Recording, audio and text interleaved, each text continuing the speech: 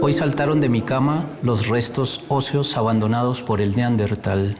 Se sumaron al hallazgo 2 mandíbulas y un omóplato de mamut, 2 pieles de caballo arcaico y la Venus del Espún. Hoy saltaron de mi cama criaturas de piedra y terracota, montañas de caliza y la caverna de Lascaux. Una esquemática figura de un arquero, 2 alces pintados en Siberia y una figura humana sentada con flechas en la mano. Todo esto saltaba de mi cama en el instante ese de la vida, en que somos brevísimos suspiros, frágil existencia, entre dormidos y despiertos, prehumanos, despeinados, ojerosos, asustados, mancha rupestre en la sábana, polvo de estrellas, gesto que se incorporan en la cadena de los actos, de los cuerpos, de los cambios y los trayectos del calcio. Saltaron de la cama esta mañana un cazador, un bisonte, una flecha, una distancia, un intervalo.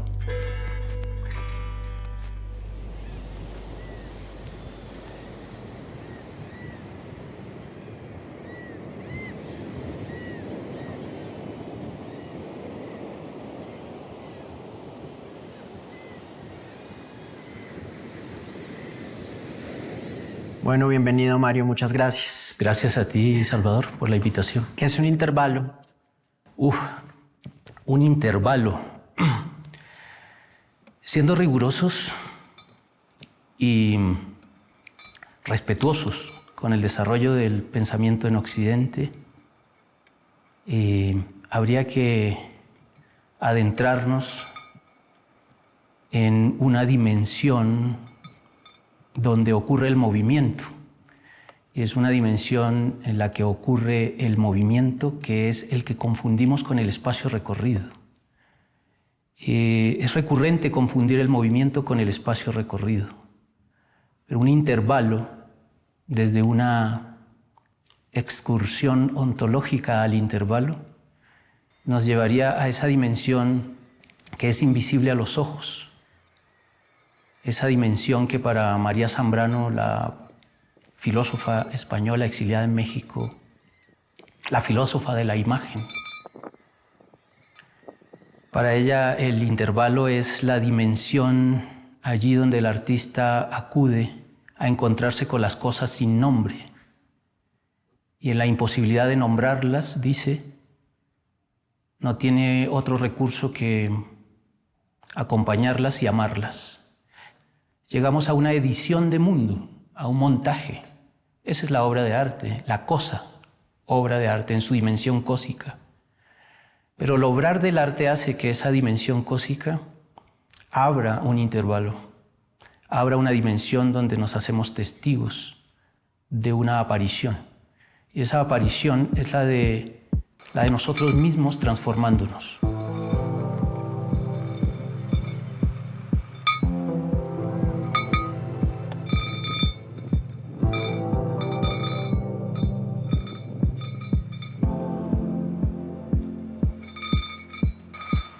Y ese sujeto que se hace testigo de su propio cambio, tú tienes una preocupación mucho porque ese sujeto se convierta en un verdadero público y no solo en un número que entra o sale de una sala de un museo. Sí, esa es una consideración también antigua, vigente. Tenemos que reconocer que el arte es de esos modos de conocimiento antiguos, instalados en la modernidad, aspirando a una contemporaneidad, a una relación que le exige ciertas condiciones. Pero aún así habría que ver que el arte es de esas maneras singulares de producción de conocimiento. Hubo un tiempo en que el hombre conoció a través de la sensibilidad. La modernidad, por supuesto, nos abre un método, una posibilidad de orden científico, un ver desde un lugar determinado, un ver desde afuera. ¿Sí? El arte todavía incurre en un conocer desde adentro, cabalgando el movimiento interno de aquello que quiere conocer. Sí, esa es la cosa. Bergson lo ponía muy claro en sus fundamentos sobre la metafísica. Un conocer desde afuera, que es el conocer de la ciencia, y hay un conocer, dice, desde adentro, cabalgando el movimiento interno de aquello que se quiere conocer. Es el conocer del arte y el conocer. También se refería a la filosofía metafísica, ¿no? Pero digamos que hay un conocer antiguo, vigente, que es el conocer a través de la experiencia sensible, el conocer de la sensibilidad. Ese conocer desde adentro que ocurre en el intervalo, muy apropiada tu primera pregunta, funda testigos. Esa noción antigua de público. El público, para el hombre antiguo en Occidente, para el griego antiguo, el público es el testigo. El ciudadano asiste a la tragedia, asiste y permanece en la tragedia, en el teatro, pero no hay garantía de que ese ciudadano, por ingresar a la tragedia, por ingresar al teatro, se haga público. Entonces los museos llevan estadísticas y duermen contentos porque entraron 300 personas de público. El público, y siempre lo digo, el público no entra al museo, el público sale, si acaso. Entonces, aspiro a que con esas escrituras plásticas o audiovisuales o performativas se pueda incurrir en alguien en una suerte de apertura de un intervalo para que ese alguien se haga testigo de la aparición de su propia imagen transformándose. Eso es un tremendo viaje. Y tú tuviste un primer viaje cuando hiciste una incursión en ceguera a un universo, metiendo la mano, siendo un niño, en el delantal de tu abuela. ¿Qué surge en ese viaje? Sí, bien, pienso que me la he pasado mucho tiempo tratando de escarbar. Aunque fui educado en un momento histórico en que el arte dejaba por fuera cualquier ánimo autobiográfico, es decir, había muchos tabús en los años 90 cuando yo estudié. Todavía se pensaba desde un lastre moderno, como de un arte por el arte. Y pienso que mi primer gesto de resistencia fue intentar no definir el arte, pero sí construir mi propia densidad de lo que el arte podría significarme. Y digamos que en ese intento de definición o de darle densidad, de casi de poder tocar esa fuerza, esa potencia,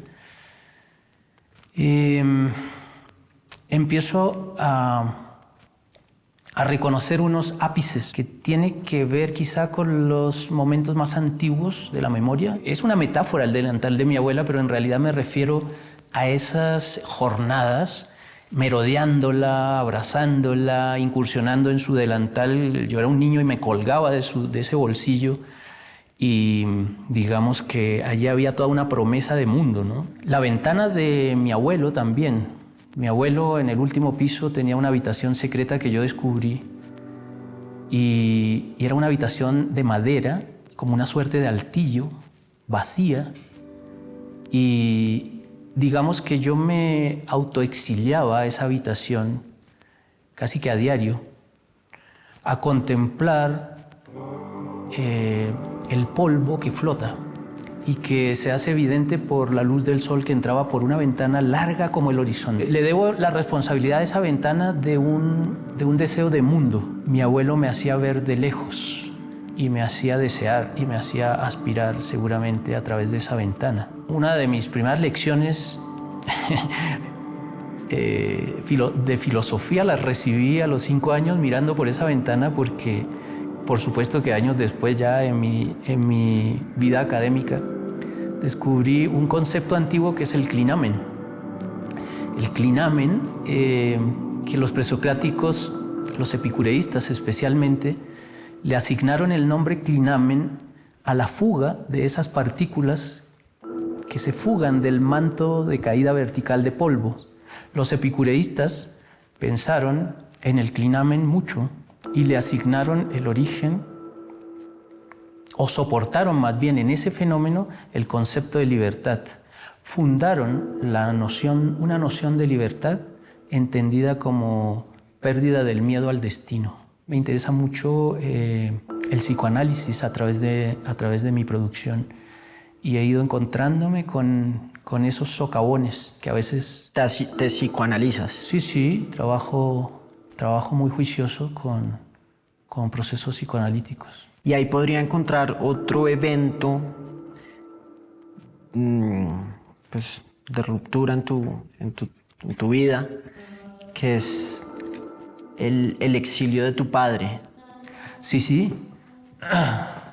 Otro de los ápices, por supuesto, otro de los ápices. Y ya en la adolescencia. Me siento afortunado, ¿sabes? Ahora que reviso, he ido recibiendo como esos maletines de la vida, pero pienso que la partida de mi padre de Chile lo puso a él en sintonía con el globo entero, con el mundo, y a trabajar con comunidades apartadas, comunidades indígenas, comunidades campesinas. Y bueno, mi madre, todo el apoyo también, movilizándose en todas estas diásporas. Eso, creo yo, afianzó unas intenciones de sentido y de sensibilidad que yo fui orientando hacia un trabajo con comunidades, hacia un trabajo también y hacia un poner atención desde la distancia a un panorama de mundo. Y seguramente me llenó de un inventario, ahí sí, de temas, de historias, ¿sí?, a las que me daba y a las que me sigo dando, ¿cierto? Pero pienso que esa experiencia del viaje que nace de mi adolescencia y de encontrarme en un lugar en el que mi memoria es prácticamente lo único que llevo como recurso.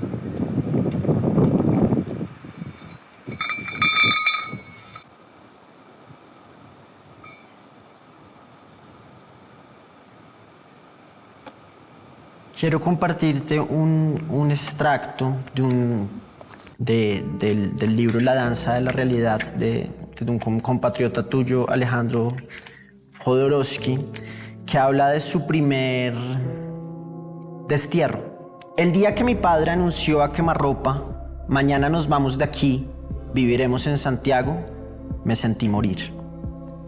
Amanecí con una urticaria feroz. Toda la piel se me había cubierto de ronchas. La fiebre me hacía delirar. Y el barco partía 3 horas más tarde. Jaime, terco, no quería postergar el viaje. A pesar de que el doctor Romero le dijo que yo debía quedarme por lo menos una semana en cama. Echando pestes contra la medicina occidental, mi padre corrió hacia el restaurante chino y, con sus dotes de vendedor, logró convencer a los propietarios de que le dieran el nombre y la dirección del médico que los curaba. No era solo uno, sino 3 vetustos hermanos los que dominaban la ciencia del yin y el yang. Serenos como los cerros, con ojos de gato al acecho y piel del color de mi fiebre, calentaron sal gruesa, la repartieron en trozos de tocuyo, hicieron paquetillos y con ellos, casi quemándome, me frotaron el cuerpo susurrando: te vas, pero también aquí te quedas.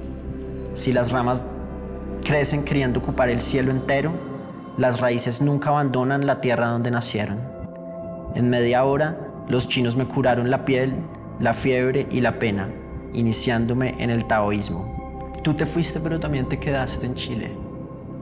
Sí, entiendo muy bien esas sensaciones, esas memorias. Y cuando mi padre avisó que se iba al otro día, recuerdo que me metí debajo de la cama. Y todavía creo que ese niño trae imágenes de ese momento. Yo le escribo mucho al niño que se nos presenta en el espejo o al niño que se nos presenta en una esquina, en la esquina del barrio donde seguramente crecimos. Pienso que ocurrieron dos cosas con ese hecho de meterme bajo la cama. Una es que he durado muchos años tratando de salir de ese escondite. Y lo otro es que quizá las últimas imágenes potentes que tengo son las de ese momento.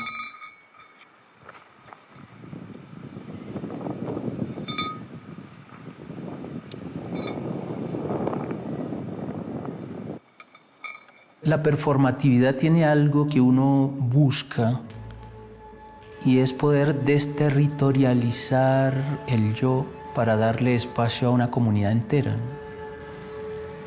Entonces, en esa acción que tiene dos momentos. Uno, un momento en el año, por allá en el 2009, 2008, 2009, en los campamentos de refugiados saharauis en África. Frente al muro de la vergüenza, mi amigo Matala Salem, que es un guerrero del Frente Polisario, me invitó a participar en el rito de imposición del turbante, que es un rito que aspira sencillamente a una protección del cuerpo por las condiciones del clima en verano muy fuerte y las tormentas de arena son muy fuertes. Inmediatamente decidí devolver este afecto a Matala Saleh y realicé una acción en la que yo me envuelvo o me cubro los ojos con la bandera de Chile mientras recito en 3 o 4 frases que se repiten una especie de discurso con un megáfono al desierto, ¿no? Es como una predicación en el desierto. Cuando era niño, mi madre me envolvía en la bandera de Chile para protegerme de las balas de los militares el día 11 de septiembre. Cuando era niño, tardé 13 años en repetir esa acción en Pisagua. Repetir entre comillas porque en los 13, 14 años lo que ocurrió, no, fue más. Sí, 14 años. Lo que ocurrió, el giro es que lo recito en tercera persona. Y pienso que esta acción, que comprime, por supuesto, el tiempo histórico, parece que fue ayer, pero no, pasaron 13, 14 años para recitar el mismo discurso en tercera persona. Entonces ya digo, cuando era niño, su madre lo envolvía en la bandera de Chile para protegerlo de los golpes de los militares. Cuando era niño, su madre lo envolvía en la bandera de Chile para protegerlo de las balas de la dictadura. Me asumo más como un delegado de testigo, diría Primo Levi conversando con Agamben. Un delegado de testigo. El testigo es improbable porque el testigo entró a la fosa. El testigo recibió el disparo, el testigo entró a la cámara de gas. ¿Sí? El artista se asume como un delegado de testigo que urgentemente aspira a poder fundar público. La otra diferencia es que el megáfono lo dejé.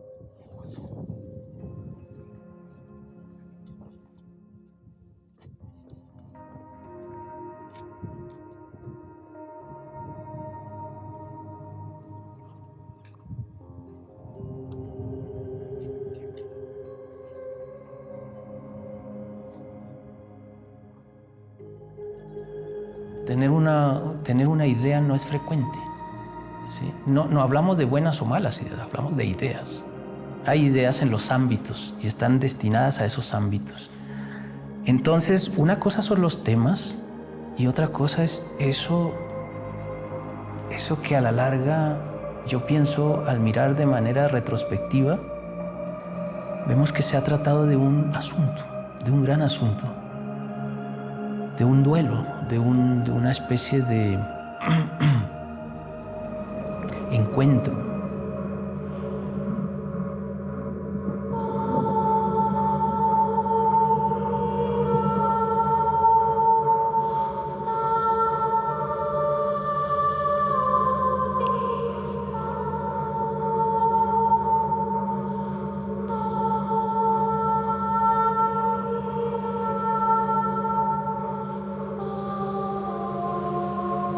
Hay una noción de tiempo retroactivo que solo avanzo si recapitulo y retomo, ¿sí? Entonces, esta película es, aunque digo yo, es de mis últimos trabajos, sería de mis últimos trabajos a nivel temático, pero en tanto asunto, es un inventario de la memoria. Cada uno de esos objetos, ¿sí?, busca o anuncia una dirección de sentido. Ese capitán ciego sentado detrás de un muro tocando una campana durante 2 meses. Y lo que ocurre 14 años después es que ese capitán ciego se para de su silla, toma sus objetos, se los adosa al cuerpo, se hace una suerte de camastro y se va errante a una suerte de aparición. Se da a una aparición, a un aparecer en el territorio de las ánimas de Pisagua. Aparece en el cementerio de Pisagua. El aparecido en pena. Pena viene también de penar y de penal, porque Pisagua fue usado por los gobiernos chilenos desde siempre, desde que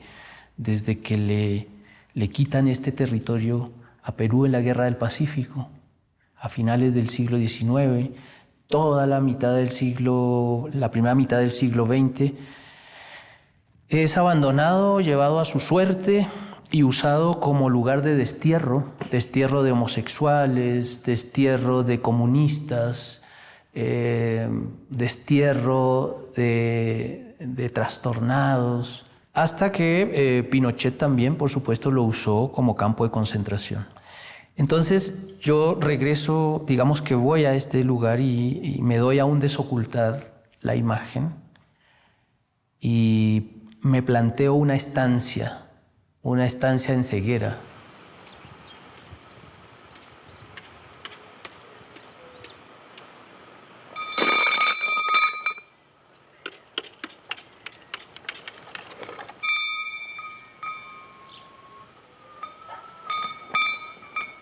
Realizando acciones con los objetos que pude traer de mi inventario que han estado presentes en otros momentos de mi trabajo. Como llevándome las palabras, ¿no? Como llevándome la tinta. Vine de lejos y dolió venir de lejos. Vine de lejos un domingo plateado, un domingo austral. Y me vine detrás de los pájaros nocturnos, con la mirada insomne del hombre que mira sin ojos. Y con estos elementos fui realizando una suerte de almanaque performativo que finalmente se fueron dando casi como secuencias que fue imposible no poner una al lado de la otra y poder visualizar toda la experiencia a modo de una película. Es un trabajo afortunado también por tener la compañía de Gustavo Gutiérrez, que es un gran amigo, un amigo con el que hemos desarrollado telepatía de producción. Telepatía, ustedes saben eso en qué consiste. Y él también es artista y es cineasta, entonces también cuenta con la técnica. Pero aparte nos conocemos en esa dimensión de lo innombrable y en esa dimensión seguramente acompañamos esas cosas sin nombre.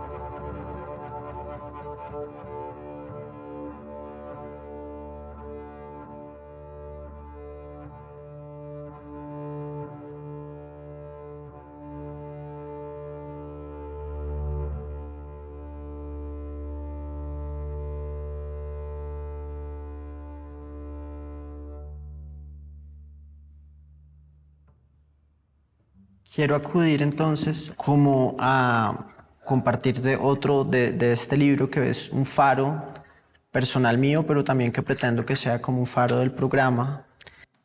Y hay un par de frases que tengo subrayadas que te voy a leer. La finalidad del arte es curar. Si el arte no sana, no es verdadero. Comprendí que el arte no solo debía sanar el cuerpo, sino también sanar el alma. De acuerdo, sí. Relación arte, enfermedad, sanación. Hay una condición ritual en el arte. El arte, en tanto escritura material, es esa escritura de los cuerpos, esa escritura de la danza, esa escritura del ritmo, del sonajero, en el viaje chamánico. El viaje se da en el intervalo y se da en una experiencia absolutamente singular, intransferible. Entonces, por supuesto que por ahí pasa el cuerpo, por supuesto que por ahí pasa la enfermedad, el delirio, sí. El arte se parece hoy más que nunca a la vida. Nace, se reproduce de manera anónima y acepta la muerte.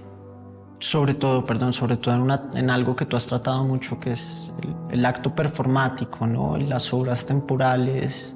Por supuesto. Y un poco con una posición en contra del mercado. Sí, fíjate que el arte, de todos modos, en ese parecerse a la vida, que es como una condición del arte contemporáneo, eso lo señala muy bien Alain Badiou en sus condiciones para el arte contemporáneo. En ese parecerse a la vida, acepta la muerte. El mercado yo no lo dejaría tan desprovisto y tan lanzado a sus ¿cómo las llamamos? Cajas registradoras o a sus cuentas bancarias, sino que el mercado lo pensaría también, el mercado del arte, como parte de la institución, de la cara visible del arte hoy. La cara visible es una cara molar, institucional. No, con institucional no me refiero a un edificio, una empresa, sino a la cara visible. La obra termina siendo incluso institución, porque funda gramáticas que a veces se enquilosan y se vuelven pétreas, molares. La mejor es una relación de devenir entre la cara visible y la cara invisible. La cara visible es la escritura. La cara visible es la escritura, eso que está fijo. Te pongo un ejemplo. Una universidad tiene unos estatutos, ¿cierto? La universidad no es solo su estructura sólida, su infraestructura, sino unos estatutos. También hay una universidad escrita. Eso es institución también. Mover eso que ahí está escrito requiere de un devenir de este otro ámbito. Las reformas universitarias se dan porque hay una lectura de esto que está ocurriendo acá, en esa dimensión invisible. Lo mismo un Estado, se supone, ¿no? Sí. Pero esa dimensión es etérea, es intangible, es invisible. Es potencial, tiene acciones, tiene cuerpos, es tangible. Eso pasa en la relación mundo del arte y la dimensión rizomática y de encuentros disyuntivos de la existencia invisible de los procesos. Y tu posición siempre ha sido beligerante ante Mi eso. relación es una relación de devenir y de diálogo y de devenir y de diálogo permanente con esa cara visible. Es que la relación de hostilidad o la relación de apatía no es la mejor de las relaciones que se pueda dar. ¿Sí? Lo que no se debe aceptar es una relación de orden autoritario en la que la institución toma tu movimiento y lo pone a circular en las lógicas de sus intereses, o la de orden autoritario que erradica tus movimientos, tus acciones, ¿cierto? Y te instala la suya propia, la economía naranja. Eso es una relación de orden autoritario. ¿Me entiendes? Ahí hay mucho riesgo, ¿cierto?, de caer en una relación de orden autoritario o incluso fascista. El emprendimiento como un gesto de resistencia. No voy a tener patrón ni jefes, pero aquel que asume ese emprendimiento de repente un día despierta siendo el peor de sus propios jefes, el más autoritario.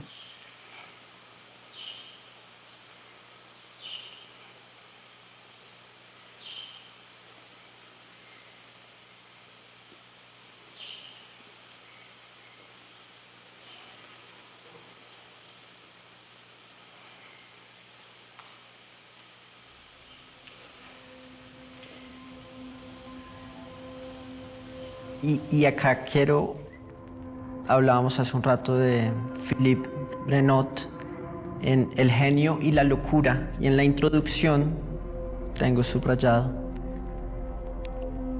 entonces, doctor, según usted, ¿todos los novelistas, hombres y mujeres, son unos neuróticos?, pregunta André Mauriès en Tierra de Promisión. Para ser más exactos, responde: todos serían unos neuróticos si no fueran novelistas. La neurosis hace al artista y el artista cura la neurosis. Me parece súper apropiado, ¿no? Como en ese... Sí, pero por supuesto, hay unos niveles, hay unas sintomatologías que pueden llegar a unos niveles, digamos, patológicos, y que por supuesto están entendidos y clasificados dentro de ciertas patologías. Sintomatologías que son propias incluso del hombre actual, de todos, no solo de los artistas. Por ejemplo, esto de ir incorporando una suerte de memoria que nos permita vivir con un principio mínimo de ubicuidad, de estar aquí y allá a la vez. Pierre Levy dice: ¿dónde ocurre el encuentro de los cuerpos en una conversación telefónica? ¿Aquí o allá? Pero esa referencia que tú acabas de leer es muy bella, porque va a una dimensión un poco más ontológica, a un esencial del acto creativo. Y digamos que el artista seguramente lo reconoce, y reconoce esta sintomatología dentro de algo que nosotros valoramos mucho, que es la singularidad. La singularidad como la posibilidad de expresión de la subjetividad concentrada. Es decir, ¿qué es la singularidad? Liberar la subjetividad concentrada. Y esa subjetividad concentrada que se expresa y que se hace singular, ¿cierto?, trae una suerte de huella digital del alma, ¿sí?, del estado del alma. Y seguramente concuerdo en que mucho de lo que hacemos seguramente resulta del gestionar muchas sintomatologías, ¿sí?, que si no se gestionan a través de la obra, como bien lo leíste en la referencia, pues podrían constituirse en estados, por ejemplo, como un estado de neurosis, ¿sí? Por otro lado, hay referentes que también traídos del arte y de la literatura que pensarían en lo contrario, ¿no? Por ejemplo, Bolaño. Bolaño decía: si yo hubiese escrito menos, estaría más vivo. Sí, estaría como si la escritura en él hubiese ocurrido como desgaste, ¿sí?, como enfermedad. En mi caso, estoy más de ese lado. Estoy del lado del dolor que produce el arte. Es decir, que se experimenta a través del arte.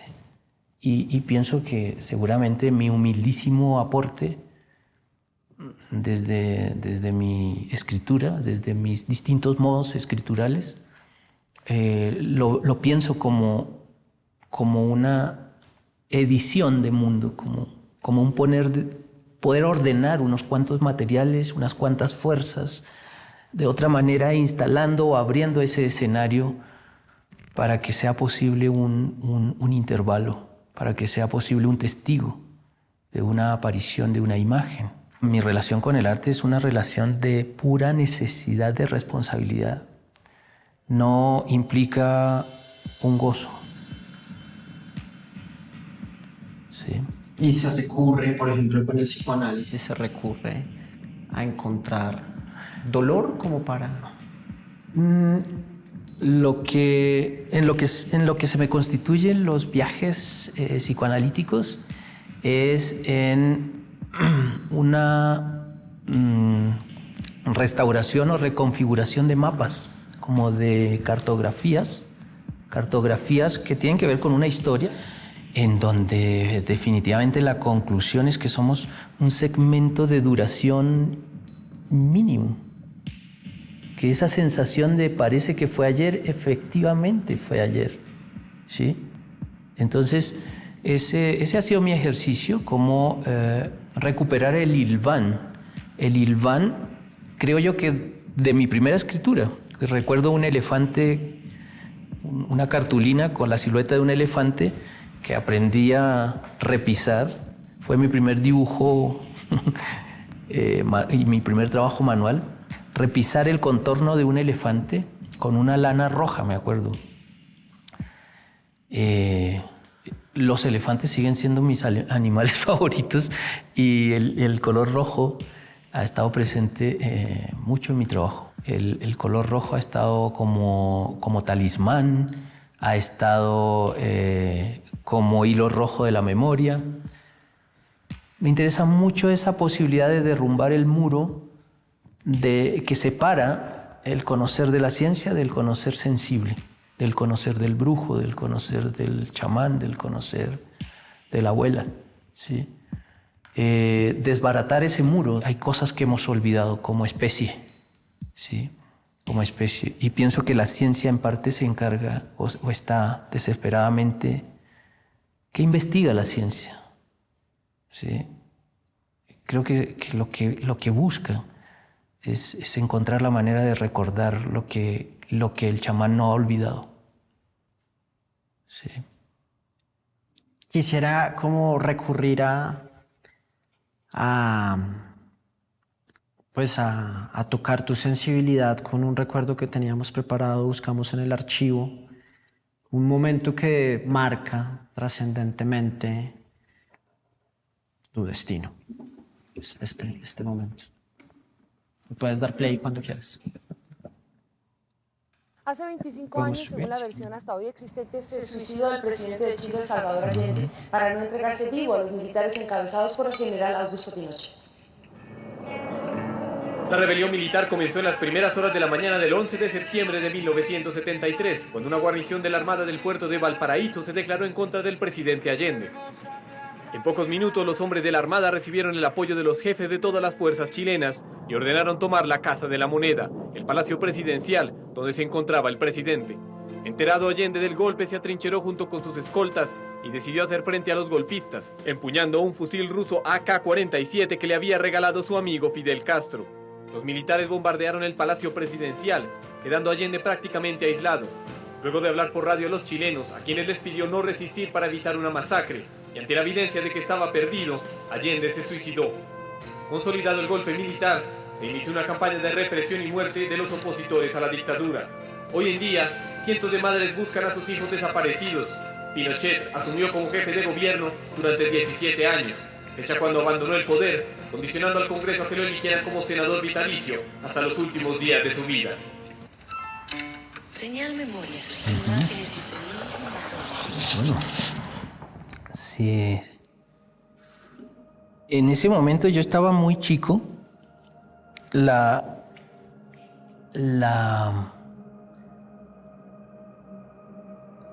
memoria trae fragmentos, pedazos. Seguramente son pedazos constitutivos en mi carácter y en mi sensibilidad. sobre todo en mi lugar de relación con el mundo, digamos lo político entendido como el punto desde donde te paras y te relacionas con el mundo. Esos pedazos, esos fragmentos son, por supuesto que esenciales. Recuerdo así como flash, sobre todo comentarios de los adultos. Recuerdo en la familia, por las tardes, siempre había una mala noticia. Murmuraban y se contaban de algún suceso, de algún evento cercano, de alguien cercano que habían fusilado, de alguien cercano que habían matado, porque ahí se dispara el golpe militar y se extiende pues durante 16, 17 años, pero las primeras semanas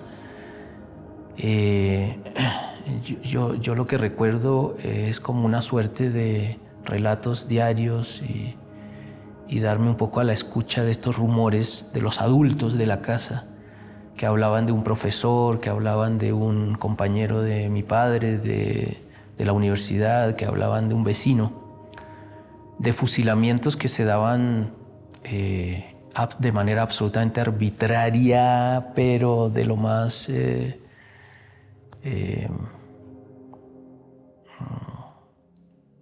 terrible.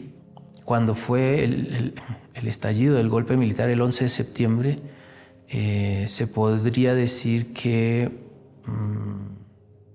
pronunciaba yo apenas y muy mal el apellido de Allende. Mis padres me cuentan que yo hice campaña política en brazos y que gritaba el nombre de Allende en las manifestaciones de la Unidad Popular. Entonces yo era un niño de mi primera infancia, digámoslo así, pero sí tengo recuerdos que quedaron muy encerrados en la casa, ¿no? Entonces hay una sensación de despojo que se metió a las casas. La muerte entró por los zaguanes de las casas y se instaló y se quedó por meses en las casas. Las casas se dieron a los velatorios, se dieron a velar a sus muertos. Mi padre era militante del MIR, del Movimiento Izquierdista Revolucionario. Y bueno, relatos familiares como que mi madre tuvo que quemar sus objetos, quemar sus libros, quemar sus objetos delatores, llamémoslo así. Y vienen muchas historias, relatos familiares, como por ejemplo que cuando le quemaron sus cosas hasta el humo salía rojo. El fondo del aire es rojo. El fondo del aire es rojo.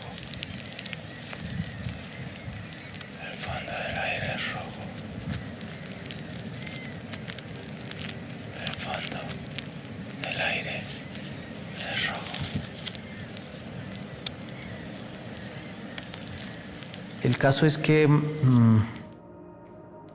por supuesto que ha sido esencial, y creo yo que repercute ya como en ese tercer ápice que he notado en mi proceso, esa tercera piedra de apuntalamiento, y que tiene que ver con ya mi edad adulta, con mis intereses académicos, mis intereses políticos y filosóficos, con mi interés por las biopolíticas, las políticas para la vida, por mi interés por una comprensión del arte como acto de resistencia, ¿sí? Un acto de resistencia que de todos modos se resiste a asuntos concretos como la idea de arte como comunicación, por ejemplo, o la idea de arte incluso como medio de comunicación. Y no, soy de la idea de que el arte no es comunicación, ¿sí? Es la resistencia, el acto de resistencia, ese deseo de expresión de deseo de querer ser otra cosa. Es esa consabida de Paul Klee. Ahora falta el pueblo que funda el arte. ¿Sí? Eso, y creo que, por supuesto, estos eventos que son acontecimientos determinaron unas direcciones, no en mí, que era un infante, pero sí en mi familia, y una conciencia, también una formación, una educación, que está de ese lado, está del lado de una izquierda ampliada, que eso es muy bello, entenderlo en Deleuze es muy bello. Deleuze dice, el hombre de derechas sale de su casa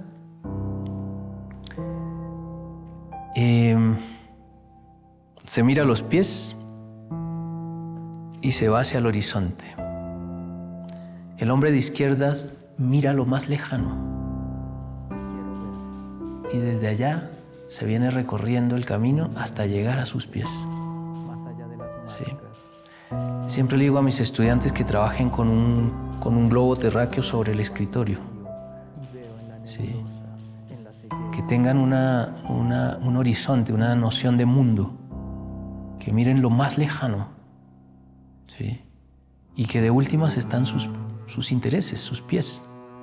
Hay que hacer el camino de regreso a casa, es cierto, pero hay que pararse en esa expectativa de lo lejano.